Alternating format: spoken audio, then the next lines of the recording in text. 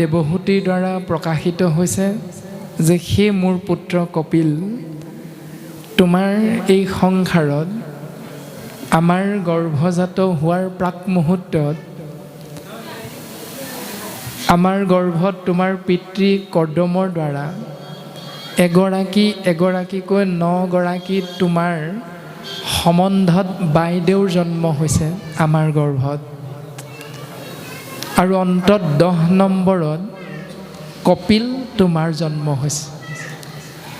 আৰু তোমাৰ পিতৃ কৰ্দমে পূৰ্বতে যি আমাক সিদ্ধান্ত দিছিল যে যেই মুহূৰ্ততে সেই দেৱহূতি তোমাৰ গৰ্ভত এটি পুত্ৰ সন্তানৰ জন্ম হ'ব, সেই মুহূৰ্ততে আমাৰ সংগ তেৰাই ত্যাগ কৰিব।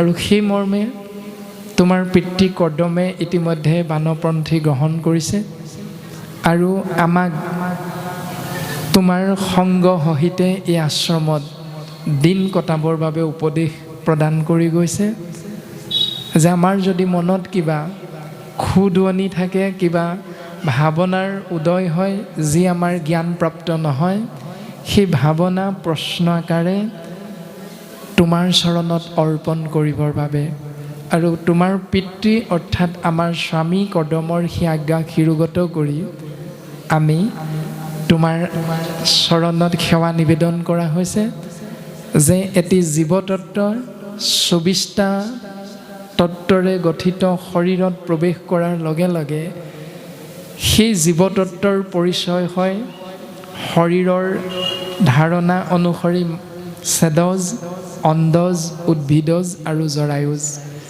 আমি জানিব বিচৰা হৈছে যে জৰায়ুজৰূপী জীৱ মনুষ্য মানৱ জন্ম কেনেকৈ হয়, কিয় হয় আৰু সেই জীৱনকালত জীৱতত্ত্বৰ দুখ সুখ এইবিলাকৰ বিষয়বস্তুৰ বিষয়ে এনেধৰণে মাতৃয়ে পুত্ৰ কপিলৰ আগত সেৱা নিবেদন কৰিছে আৰু পুত্ৰ কপিলেও সুন্দৰভাৱে এই কথাখিনি আগবঢ়াই দিছে। আৰু কৃপালু শ্ৰীমন্ত শংকৰদেৱ গুৰুজন বস্তুৱে সুন্দৰভাৱে ভাগৱতৰ 3য় স্কন্ধৰ পদবন্ধে কথাখিনি প্ৰকাশ কৰিছে।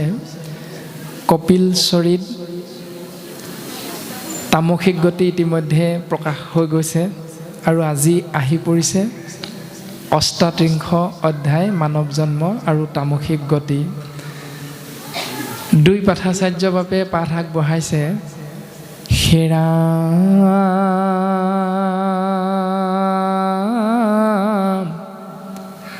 এতেকে ঈশ্বৰ বিনে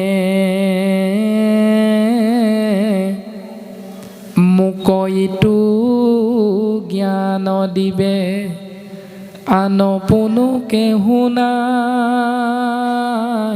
কয়, তিনি তাপ বিনাশৰ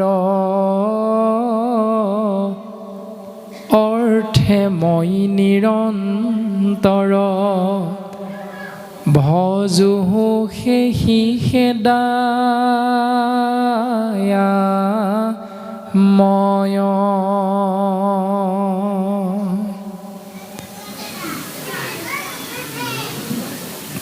সংসাৰত জীৱতত্ত্বই পাব লগা হয় 3 তাপ, আধি দৈবিক, আধি ভৌতিক আৰু আধ্যাত্মিক। আৰু আমিও প্ৰত্যেক শৰীৰধাৰী মনুষ্য নামৰ জীৱতত্ত্বই এই 3 তাপৰ পৰা পৰিত্ৰাণ পাবৰ বাবে জনা নজনাকৈ বুজা নুবুজাৰ মাজেৰে ঈশ্বৰক আমি সেৱা নিবেদন কৰোঁ। মূল অৰ্থ হ'ল জীৱতত্ত্বৰ সেয়াই, যিটো মাতৃ দেৱহূতিৰ পদ্ম মুখখনতে প্ৰকাশিত হৈছে। আমি হয়তো নাজানো যে পুৱা ঈশ্বৰক সেৱা কৰোঁ, কিন্তু কিয়? সেই কিয়টোৰ উত্তৰ ভাগৱতৰ পদে প্ৰকাশ কৰিছে। 3 তাপ বিনাশৰ অৰ্থে মই নিৰন্তৰ, ভজোহো সেহিহে দয়াময়। আমি ঈশ্বৰ কৃষ্ণদেৱক চিন্তা কৰাৰ মূল অৰ্থ হ'ল আধিদৈৱিক, আধিভৌতিক আধ্যাত্মিক এই তিনি তাপৰ পৰা কেনেকৈ আমি পৰিত্ৰাণ পাব পাৰিম। আৰু দেৱহূতিয়ে প্ৰকাশ কৰিছে সেই মোৰ পুত্ৰ কপিল, যে ময়ো এই মায়াময় সংসাৰৰ এটি নিষ্কিন শৰীৰধাৰী জীৱ হিচাপে তোমাৰ মাতৃ হ'লেও ময়ো এই অৰ্থেই সৃষ্টি স্থিতি প্ৰলয়ৰ গৰাকী কৃষ্ণ তত্ত্বকে সেৱা নিবেদন কৰা হয়। হে ৰাম, হে প্ৰভু ভগৱন্ত, মই যেন দুখ পাওঁ, তজুপদে কৰো নিবেদন। মাতৃৰ উদৰে ঘোৰ বিস্তাৰ মূত্ৰৰ গৰ্তে পৰিমহি আছো দুৰ্জন।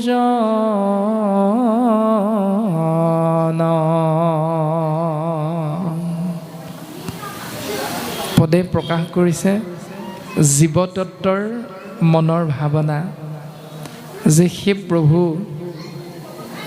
তোমাৰ চৰণত আমি নিবেদন কৰিছোঁ, মই যিখিনি দুখ পাইছোঁ প্ৰকৃতি স্বৰূপা এগৰাকী মাতৃৰ গৰ্ভত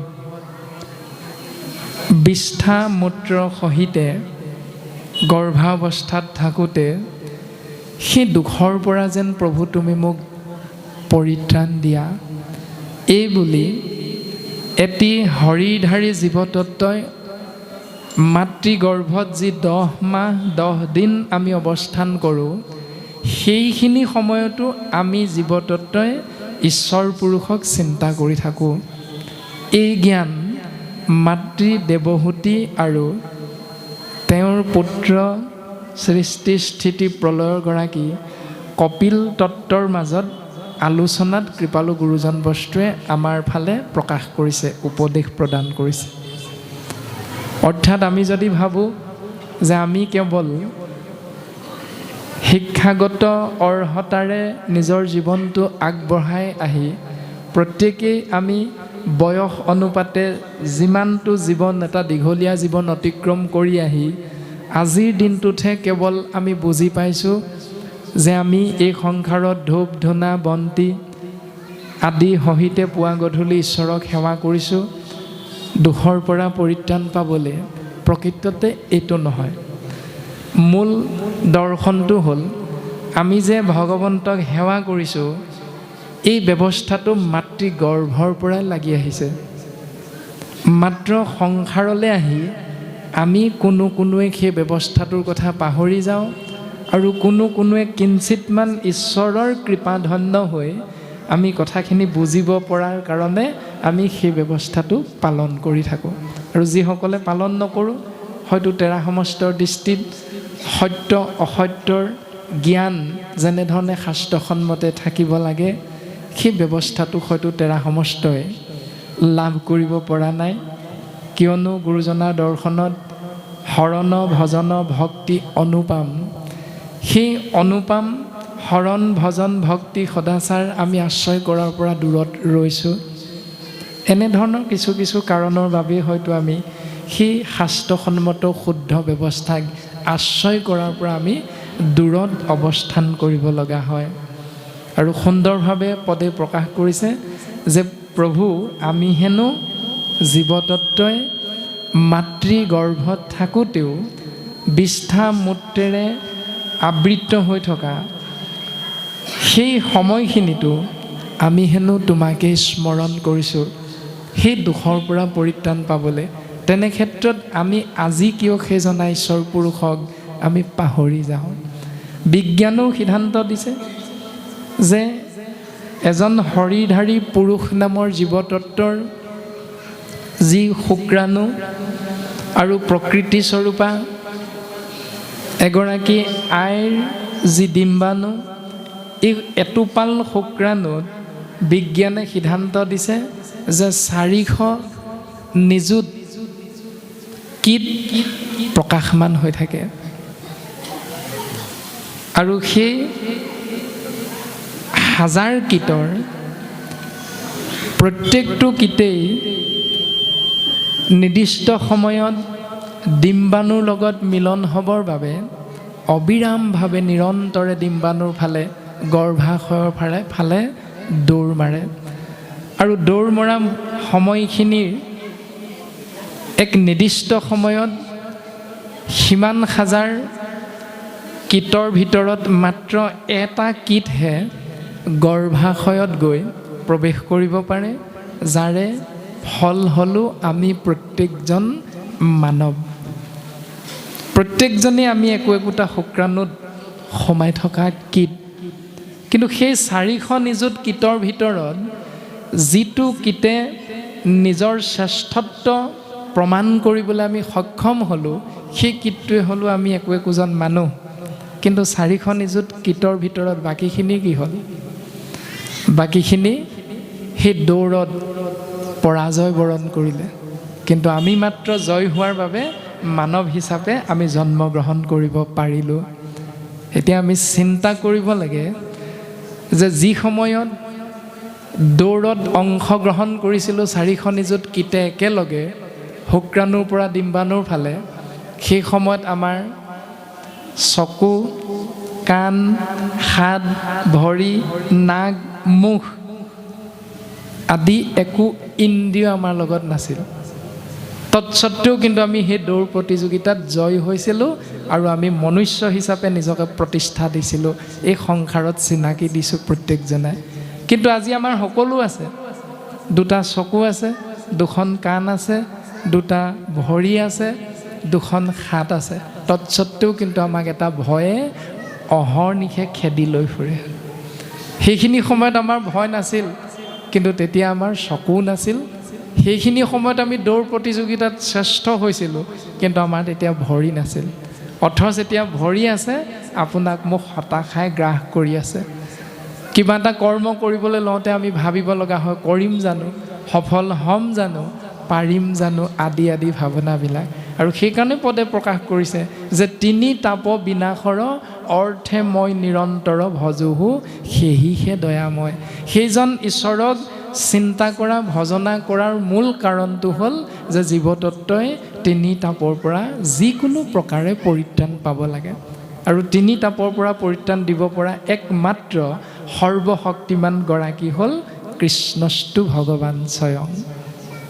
সেইকাৰণে আমি ভজনা কৰিব লাগে, একদেৱ এক সেৱ একত বিনে নাই কেৱ। এৰাম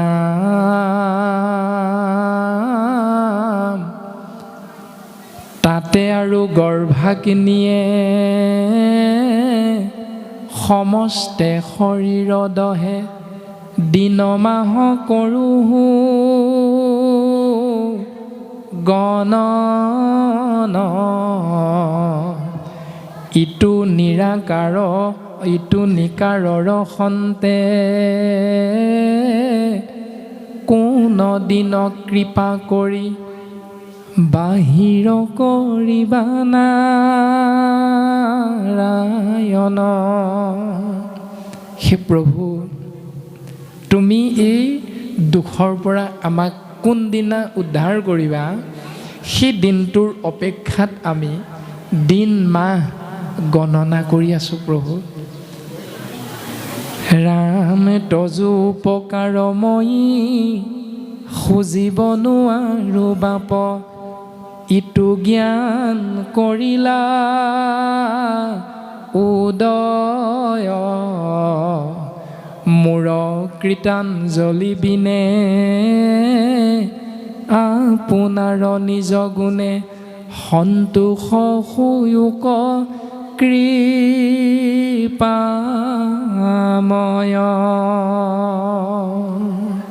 হে প্ৰভু কৃপাময়, কৃপাৰ সাগৰ, দয়াময় দয়াৰ সাগৰ, কৰোণাময় কৰোণাৰ সাগৰ, তুমি আমাক এই উপকাৰটো যদি কৰি দিয়া, তাৰ বাবে তোমাক আমি কি দিব লাগে সেইটো আমাৰ জ্ঞান নাই। আমি মাত্ৰ তোমাৰ সন্তুষ্টিৰ অৰ্থে, তোমাক ধন্যবাদ জনাইছোঁ আমাৰ কৃতাঞ্জলি সেৱাভাগৰ সহিতেহে। তাৰ বাহিৰে আমাৰ দিবলৈ আৰু একো নাই প্ৰভু। তাতেই তুমি নিজ কৃপাগুণে সন্তুষ্ট হৈ আমি দাসৰো দাস মহা অকিঞ্চনক তুমি এক কণিকা কৃপা বৰ্ষণ কৰা প্ৰভু। এনেধৰণে গৰ্ভ অৱস্থাত আমি জীৱতত্ত্বই সৃষ্টি স্থিতি প্ৰলয়ৰ গৰাকী আমাৰ উপাস্য তত্ত্ব কৃপাময় কৃষ্ণদেৱৰ চৰণ চিন্তা কৰি থাকোঁ, ভগৱানক আমি স্তুতি কৰি থাকোঁ। এয়া হ'ল কপিল প্ৰভু আৰু মাতৃ দেৱহূতিৰ মাজত হোৱা আলাপ আলোচনাৰ দৰ্শন। হেৰা হে প্ৰভু আবে মই ইটো গৰ্ভ বাসহন্তে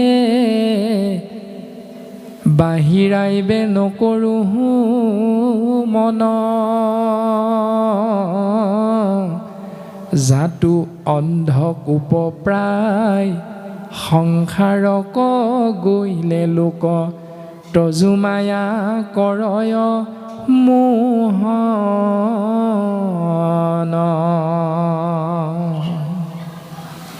জীৱতত্ত্ব এটা জ্ঞানৰ বিষয়ে এই মুহূৰ্তত পদে আমাক সিদ্ধান্ত দিলে। যিহেতু আত্মা অবিনাশী, শৰীৰটোহে বিনাশী, সেইকাৰণে আত্মাই কৰ্ম ফল ভোগ কৰিবৰ বাবে 84 লক্ষ বাৰ বিভিন্ন যোনিত জন্ম গ্ৰহণ কৰিব লগা হয়। আৰু এনেধৰণে 84 লক্ষ বাৰ বিভিন্ন যোনিত জন্ম গ্ৰহণ কৰোঁতে ভাগৱতৰ প্ৰথম স্কন্ধত দেৱঋষি নাৰদৰ দ্বাৰা কৃষ্ণ দৈপায়ন বেদব্যাসক যি পৰম তত্ত্বৰ সন্ধান প্ৰকাশ কৰা হৈছে যে হে ব্যাসদেৱ, তুমি 4 বেদ 14 শাস্ত্ৰ 17 ভাগী পুৰাণ প্ৰণয়ন কৰি তুমি ভাবিছা যে জীৱৰ মংগল ইতিমধ্যে হৈ গ'ল, তোমাৰ আৰু জীৱৰ মংগলৰ বাবে উপদেশ দিব লগা একো নাই, কৰিব লগা একো নাই। আৰু সেইকাৰণে তোমাৰ মনৰ খেলি মেলি হৈছে, উগুল থুগুল ভাৱনা হৈছে তোমাৰ। আমি তোমাক উপদেশ দিওঁ শুনা, মূৰ উপদেশে কৰা ভাগৱত শাস্ত্ৰ প্ৰচাৰক গোবিন্দৰ গুণ নাম মাত্ৰ। তুমি গোবিন্দ মহাপ্ৰভু কৃষ্ণ গোসাঁইৰ নাম পোনপটীয়াভাৱে জীৱৰ মংগল হয় এই কথাটো তুমি প্ৰকাশ কৰি এভাগ শাস্ত্ৰ পুনৰ প্ৰণয়ন কৰা, যি ভাগীৰ নাম হ'ল শ্ৰীমদ ভাগৱত 18 নম্বৰ ভাগী মহাপুৰাণ। সেইকাৰণে কোৱা হৈছে 4 বেদ 14 শাস্ত্ৰ 18 পুৰাণ। কিন্তু 17 নম্বৰলৈকে লিখাৰ পাছতেই ব্যাসৰ খেলি মেলি হৈছিল। আৰু সেই ব্যাসক প্ৰতিয়ন নিয়াবৰ বাবে দেৱঋষি নাৰদে তেওঁ পূৰ্বজন্মৰ কথা আনিছে ভাগৱতত, যে পূৰ্বতে মই দাসীৰ পুত্ৰ আছিলোঁ, এজন ব্ৰাহ্মণৰ ঘৰত কাম কৰা এগৰাকী দাসী, আৰু সৌভাগ্যবশত সেই ব্ৰাহ্মণজনৰ ঘৰত বাৰিষা কালত ভগৱন্তৰ একান্ত 4জন ভকতৰ উপস্থিতি হ'ল, আৰু মোৰ মাতৃয়ে তেওঁলোকক আলপৈচান ধৰাৰ সুবিধা পাইছিল। আৰু যিকণ সময় তেওঁ সুবিধাৰ পৰা বঞ্চিত হৈছিল, সেইকণ সময়ত সেই ভকতকেইজনক সেৱা কৰাৰ দায়িত্ব আমাকো অৰ্পণ কৰিছিল। দেৱঋষি নাৰদে প্ৰকাশ কৰিছিল। আৰু তেতিয়া আমাৰ বয়স আছিল 5 বছৰ। 5 বছৰ বয়সতে ভগৱন্তৰ একান্ত 4জন ভকতৰ সংগ পালোঁ, তেওঁলোকৰ কাষত থাকিবলৈ পাইছিলোঁ। কিবা এটা বস্তুৰ দৰকাৰ হ'লে সেই 4জন ভকতে মোকেই কৈছিল, যোৱাচোন তোমাৰ মাতৃক মাতি দিয়া। আৰু মই পোনে পোনে গৈ মাতৃক মাতি দিছিলোঁ যে ভকতকেইজনে মা তোমাক মাতিছে। এনেধৰণে মাজে মাজে আমি মধ্যস্থতাকাৰী হিচাপে অংশগ্ৰহণ কৰিছিলোঁ। আৰু তেৰা সমস্তই যি আহাৰ গ্ৰহণ কৰিছিল, যদি সেই সময়ত আমিও তেওঁলোকৰ কাষত আছিলোঁ, যিধৰণে 2জন অতিথি আহিলে আমাৰ গৃহত, গিৰিহঁতে কাপ প্লেটত যেতিয়া চাহকাপ আগবঢ়াই দিয়ে, তেতিয়া ওচৰতে থকা সেই গৃহস্থী ঘৰ কণমানি শিশুটিক প্লেটৰ পৰা যেনেকৈ বিস্কুটখন আগবঢ়াই দিয়া যায়, ঠিক তেনেকৈ সেই 4জন পৰম ভকতেও সেই 5 বছৰীয়া শিশুজনক মৰমতে তেওঁলোকৰ ভাগৰ অকণমান সিদ্ধ বা পৰমান্ন সেই শিশুটিক আগবঢ়াই দিছিল। আৰু সেইকাৰণে নাৰদে কৈছিল যে আমি তেৰা সমস্তৰ উচ্ছিষ্ট ভোজন কৰাৰ সৌভাগ্যৱন্ত হৈছিলোঁ। আৰু এনেধৰণে তেওঁলোকৰ লগত থকা কাষত থকা সময়খিনিত কৃষ্ণস্তু ভগৱন্তৰ নাম আমি শ্ৰৱণ কৰাৰ সৌভাগ্যৱন্ত হোৱাৰ লগতে অৰ্থাৎ সেইবাবেই আমি দ্বিতীয় জন্মত ব্ৰহ্মাৰ মানস পুত্ৰ নাৰদ হিচাপে পাৰিষদী তনু লাভ কৰিব পাৰিছিলোঁ। দেৱৰ্ষি নাৰদৰ পূৰ্বজন্মৰ জ্ঞান আছিল। আৰু এই মুহূৰ্তত পদে আমাক প্ৰকাশ কৰিছে যে হে প্ৰভু আবে মই ইটো গৰ্ভ বাসসন্তে বাহিৰাইবে নকৰোঁহো মন, জাতো অন্ধ কোপ প্ৰায় সংসাৰক গৈলে লোক তজু মায়া কৰয় মোহন। প্ৰভু, এই সংসাৰৰ পৰা মই উদ্ধাৰ কৰিবলৈ তোমাক কৈছোঁ হয়, কিন্তু বাহিৰলৈ গ'লেও দেখোন আকৌ তোমাৰ মায়াতে মই পৰি যাম। এই যিটো জ্ঞানৰ কথা আহি পৰিছে সেইটো দেৱৰ্ষি নাৰদে যেনেধৰণে পূৰ্বজন্মৰ জ্ঞানটো ৰাখিব পাৰিছিল, তেনেধৰণে মহান মহান মনীষী হ'লে আত্মাতত্বৰ সেই জ্ঞানটো গৰ্ভ অৱস্থাত থাকে। আৰু গৰ্ভ অৱস্থাত থকা সেই জ্ঞান গুৰুজন বস্তুৱে প্ৰকাশ কৰিছে। সেইকাৰণে প্ৰভু তুমি যদি আমাক গৰ্ভতেই কৃপা কৰি দিয়া, তেতিয়াহ'লে আমি তোমাৰ মায়াত পৰিবৰ কাৰণে বাহিৰলৈ যাবলৈ আৰু ইচ্ছা নকৰোঁ, আমি ইয়াতেই থাকি ভাল পাম, প্ৰভু তুমি আমাক কৃপা কৰা। এই ধৰণে প্ৰকাশিত হৈছে। তাৰে এটা কাহিনী যে কৃষ্ণ দৈপ্যায়ন বেদব্যাসৰ সুযোগ্য সন্তান ভাগৱত বক্তা শুকগুৰুৰ যেতিয়া জন্ম হৈছিল, জন্ম হোৱাৰ প্ৰাক মুহূৰ্তত পিতৃ ব্যাসদেৱে গৰ্ভস্থ সন্তানক কাকুতি মিনতি কৰিব লগা হৈছে গৰ্ভৰ পৰা বাহিৰলৈ আহিবলৈ। কিন্তু শুকদেৱ অৰ্থাৎ গৰ্ভস্থ সন্তান বাহিৰলৈ নাহে, কাৰণ তেওঁ জানে যে বাহিৰলৈ গ'লে ভগৱন্তৰ মায়াত আবদ্ধ হ'ব লাগিব। আৰু তাৰ কাৰণে ব্যাসদেৱে ভগৱন্তক স্তুতি কৰিছে। আৰু ভগৱন্ত বিষ্ণু তত্ত্ব আহি সেই গৰ্ভস্থ সন্তানক প্ৰতিশ্ৰুতি দিব লগা হৈছে যে তুমি যদি মোৰ আজ্ঞা মতে বাহিৰলৈ আহা, তেতিয়াহ'লে মই তোমাক প্ৰতিশ্ৰুতি দিছোঁ যে মোৰ মায়াই তোমাক কোনোদিন মোহিত বা ভ্ৰমিত কৰিব নোৱাৰে। সেইকাৰণে শুকদেৱ মায়াৰ পৰা উৰ্ধত।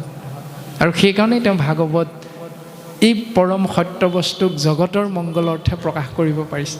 এতিয়া পৰীক্ষিতক যেতিয়া 60,000 ঋষিমুনিৰ দ্বাৰা গংগাৰ তীৰত ভাগৱত কথা শুকদেৱে কৈ আছে, তেতিয়া কিন্তু শুকদেৱৰ পিতৃ ব্যাসদেৱো তাত আছে। কিন্তু ব্যাসদেৱে ভাগৱত নাই কোৱা, কাৰণ ব্যাসদেৱ মায়াত আছে, শুকদেৱ কিন্তু মায়াত নাই।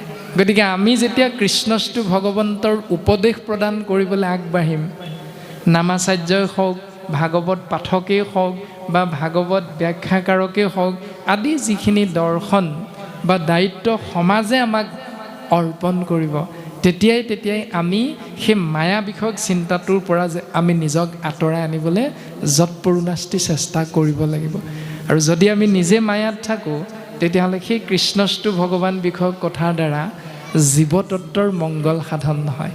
সেইকাৰণেহে আমি প্ৰত্যেকেই নামাচাৰ্যই হওক, নামঘৰীয়াই হওক, পাঠাচাৰ্যই হওক, ব্যাখ্যাচাৰ্যই হওক, প্ৰত্যেকেই আমি সাৱধানতা অৱলম্বন কৰি সেই বিষয়টোৰ জ্ঞান লাভ কৰি আমি সমাজৰ আগত বক্তব্য ৰাখিবৰ বাবে প্ৰত্যেকে আমি চেষ্টা কৰাটো অতীৱ প্ৰয়োজন। এয়া ভাগৱতে আমাক দিয়া উপদেশ।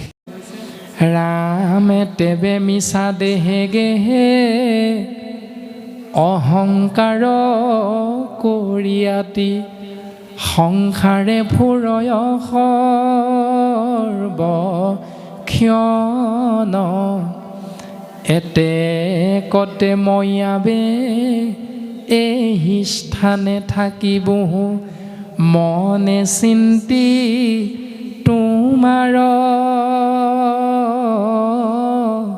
চৰণ। হে প্ৰভু, 24টা তত্ত্বৰে গঠিত শৰীৰটো মিছা। গতিকে মিছা শৰীৰত সোমাই থকাতকৈ মই এনেধৰণে থাকিয়ে ভাল পাম যদিহে তুমি মোক এক কণিকা কৃপা কৰা।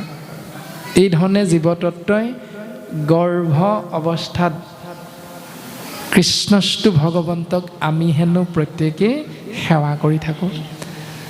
ৰামে নিজ বুদ্ধি অনুসাৰে দুৰ্ঘোৰ সংসাৰ সন্তে আপোনাক কৰিব উদ্ধাৰ যেন আৰু নোহে মোৰ ইমত সংসাৰ বিধ গৰ্ভবাস পৰম নিকাৰ।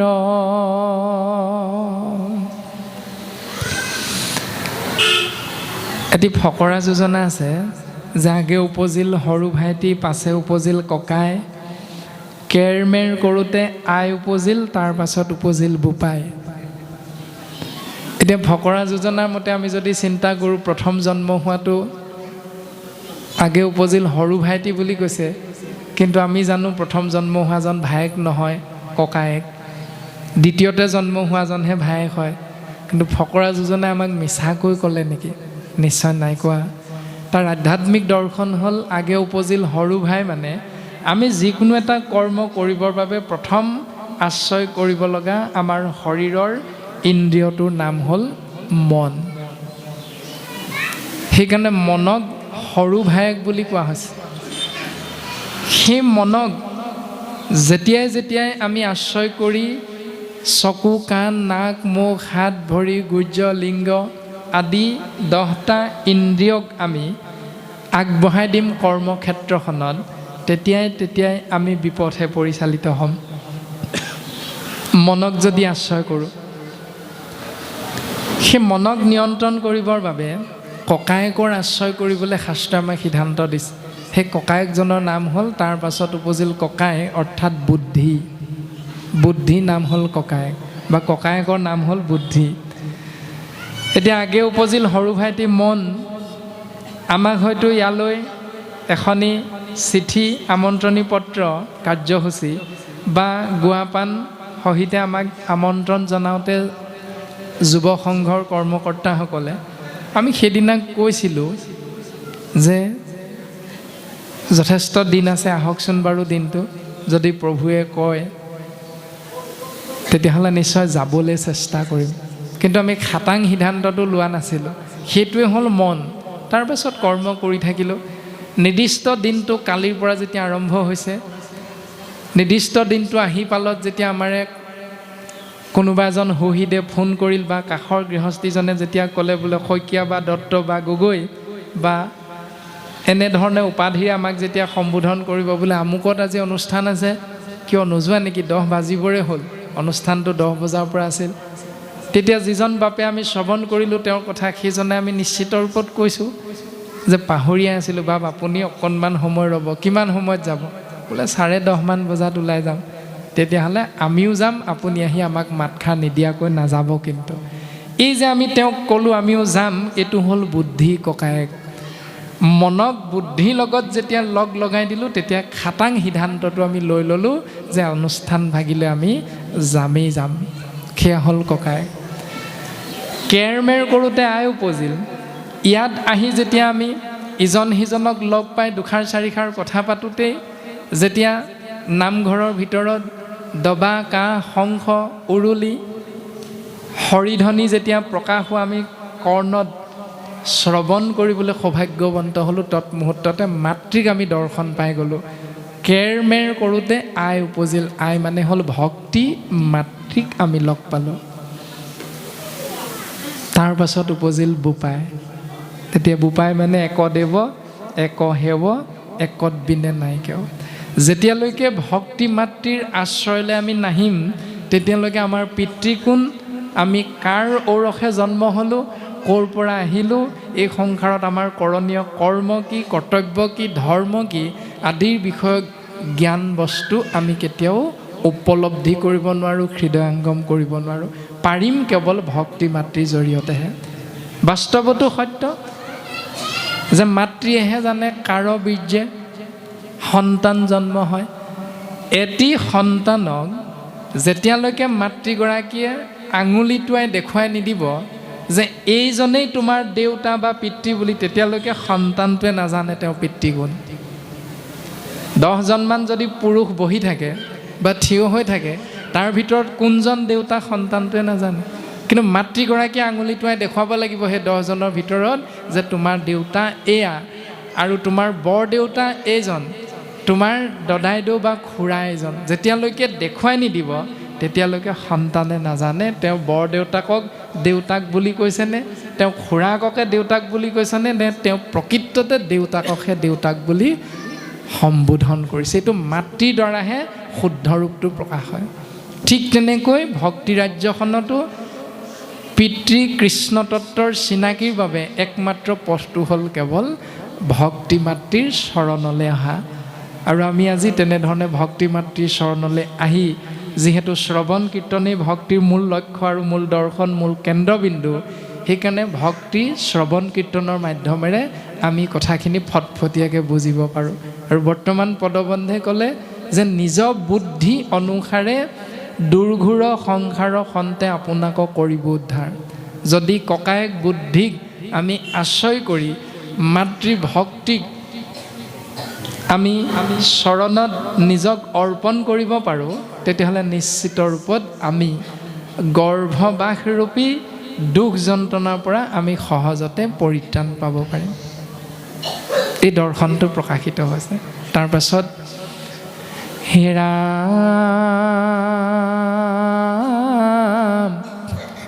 যেনৱাৰ নোহে মূৰ বদতি কপিল হৰি, শুনা মন থিৰ কৰি পাছে যেন জীৱৰ হুয়।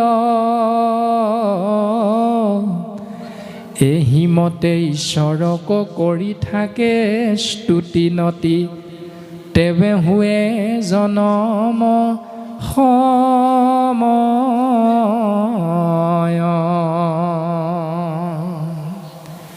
বদতি মানে কৈ থকা কপিল প্ৰভুৱে কৈছে,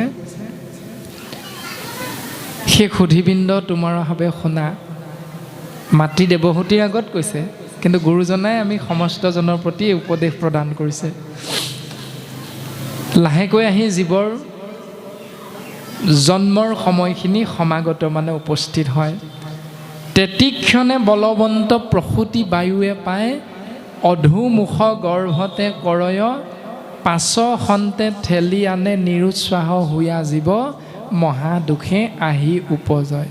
ইচ্ছা নাছিল যদিও প্ৰসূতি বায়ুৰ হেঁচাত আমি এই সংসাৰলৈ আহিবলৈ বাধ্য হৈ যাওঁ।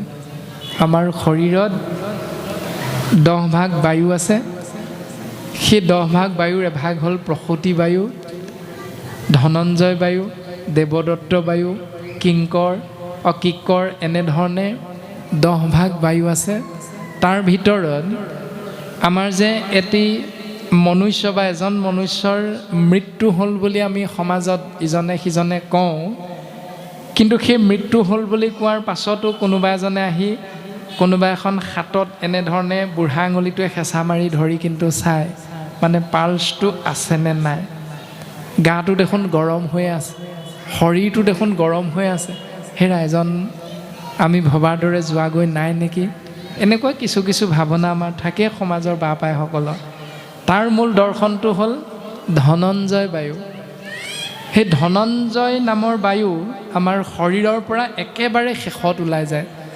আৰু সেইকাৰণে জীৱতত্ত্ব এই শৰীৰটো এৰি যোৱাৰ যি মৃত্যু বুলি ভাৱনাটো আমাৰ থাকে, সেই মৃত্যু ভাৱনাটো হ'ল বুলি জনাৰ আধা ঘণ্টামান পাছলৈকে এই শৰীৰটোৰ সেই উত্তাপটো থাকি যায়। তাৰ মূল কাৰণটো হ'ল ধনঞ্জয় বায়ু একেবাৰে শেষত যায়।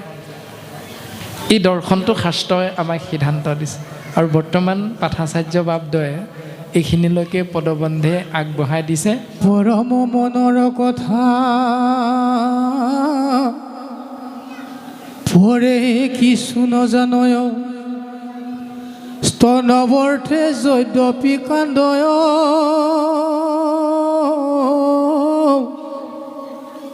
পেট কামুৰয় বুলি মাতিয়ে তাহাংক আনি,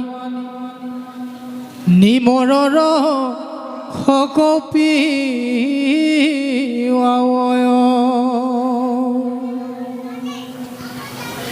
যদি কোনো বেলাও তাৰ উদৰত হুৱে প্ৰিয়া নজানিয়া মুখে দেৱস্তন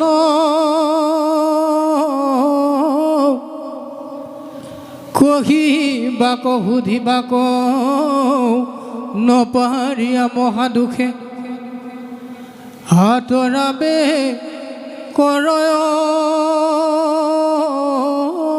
কন্দন হে ৰাম বিশ্বামূত্ৰ অপবিত্ৰে হৰজাত হুতিয়া থাকে গাঁও কন্দুৱাইবে নপাৰয় কোমল শৰীৰ পাই দাহে মহে বেঢ়ি খাই কেঞ্চু কপি পৰা যেন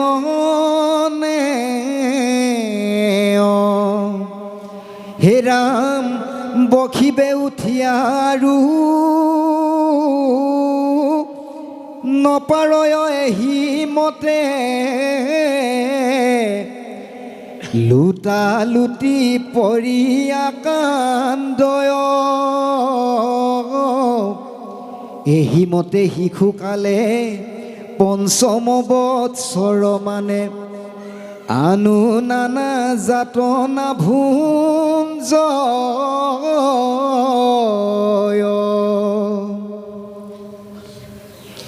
হে ৰামে নমো নমো মহাহৰি